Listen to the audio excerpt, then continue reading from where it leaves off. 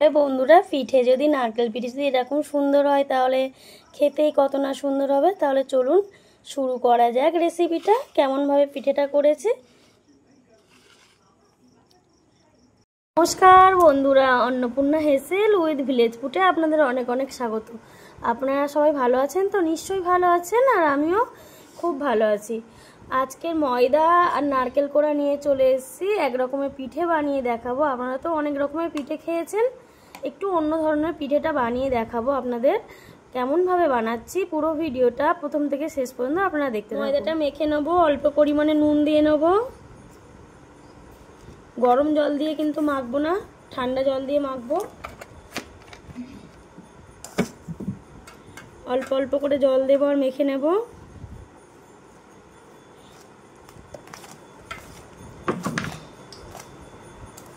আপনারা চাইলে চালের গুঁড়ো দিয়েও করতে পারেন, তবে ময়দা দিয়ে করলে পিঠেটা কিন্তু খুব সুন্দর নরম হবে। ময়দাটা আমার মাখা হয়ে গেছে, ময়দাটা 8 ঘন্টা চাপা দিয়ে রাখবো, তারপরেই দেখাবো। এতে নারকেলটা কোড়া দিয়ে দিয়েছি, 4টে এলাচ ফাটিয়ে দিয়েছি। আমি কিন্তু নারকেলের ছাইটা খুব ভালোভাবে লাল লাল করে নেব। আখের গুড় দিয়ে নারকেলের ছাইটা করব, আপনারা চাইলে চিনি দিয়েও করতে পারেন। নারকেলের ছাইটা আমার করা হয়ে গেছে, লাল লাল করে নিয়েছি। এবারে আমি নামিয়ে নেব। বন্ধুরা, 8 ঘন্টা পরে ফিরে এসেছি। এবার ময়দাটা ভালোভাবে রুটির মতন বেলে নেব ভালোভাবে। পাতলা করে বেলে নিতে হবে।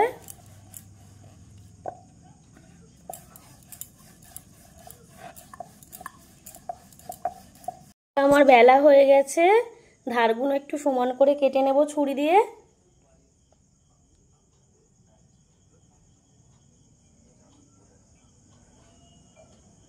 দুদিকেই কেটে নেব।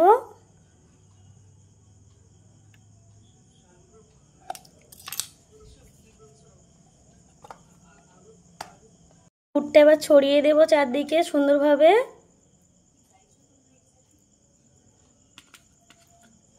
পুরটা আমার খুব ভালোভাবে দেয়া হয়ে গেছে। এবার এটা গুলিয়ে রোল মতন করে নেব।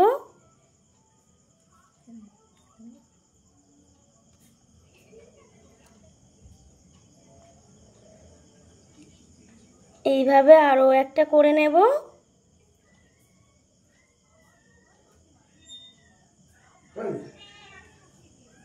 এই মুখগুলো ছাড়া আছে, মুখগুলো ভিতরে ভালোভাবে ঢুকে নিতে হবে চেপে, যাতে না পুরটা বেরিয়ে যায়।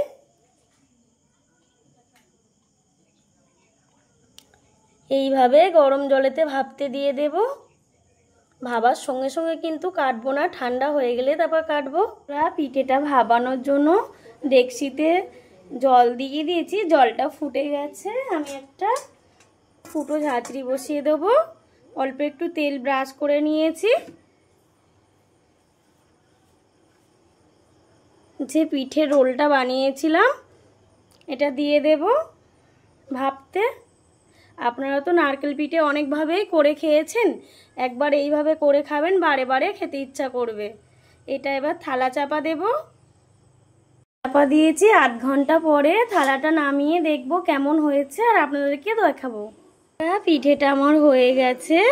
এবার আমি গ্যাসটা বন্ধ করে দিয়ে পিঠেটা ঠান্ডা করে তারপরে আপনাদের সাথে কেটে দেখাবো কেমন হয়েছে পিঠেটা। কিন্তু ভুল করেও গরম অবস্থায় কাটা যাবে না, কাটলে কিন্তু ভালো হবে না, সব পুরটা বেরিয়ে যাবে। তাই ঠান্ডা হয়ে গেলে তারপর পিঠেটা কাটবো। পিঠেটা ঠান্ডা হয়ে গেছে, এবার পিঠেটা আমি পিচ পিচ করে কেটে নেব।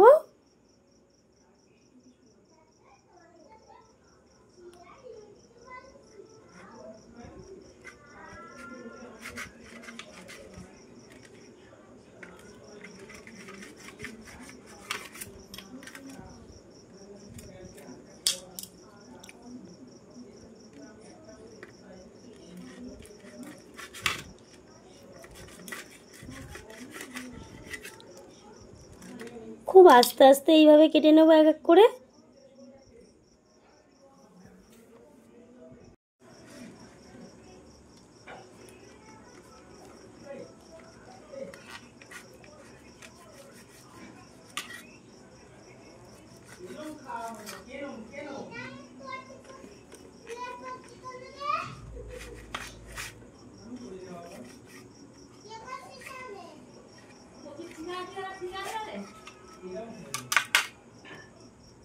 বন্ধুরা, নারকেল পিঠের এই রেসিপিটা যদি আপনাদের ভালো লেগে থাকে তাহলে চ্যানেলটি পাশে সাবস্ক্রাইব করবেন, লাইক করবেন আর বন্ধুদেরকে শেয়ার করবেন। যারা ফেসবুক পেজ থেকে দেখছেন ফেসবুক পেজটা ফলো করে দেবেন।